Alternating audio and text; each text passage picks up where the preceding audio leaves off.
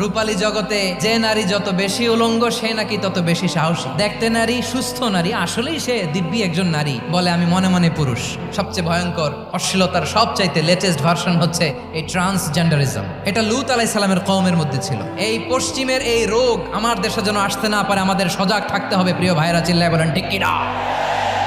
শয়তানের প্রথমে এজেন্ডা ছিল সে আদম এবং হাওয়া আলাইহিস সালামকে নিষিদ্ধ গাছের ফল খাইয়ে তাদেরকে বস্ত্রহীন করেছে। এই জামিনেও সে আমাদেরকে বস্ত্রহীন করতে চাইবে। ভরকে যাবেন না ও আমার বোনেরা, এখনো আপনি জাগবেন না? এখনো আপনার চিন্তার দুয়ারে এখনো নাড়া পড়ে নাই? ওরা আপনাকে উলঙ্গ বানাতে চায়, ওরা আপনাকে আইটেম গার্ল বানাতে চায়। দুনিয়ার সবকিছুই অ্যাসেট, এর মধ্যে সবচেয়ে দামি অ্যাসেট নেককার নারী। আপনার গর্ব যে কত দামি আপনি জানেন না? যারা এই নাটকের নামে, সিনেমার নামে আমার সমাজে অশ্লীলতা ছড়াতে চায় তাদের জন্য কঠিন মর্মন্তুদ শাস্তি মজুদ রেখে দিয়েছে কে?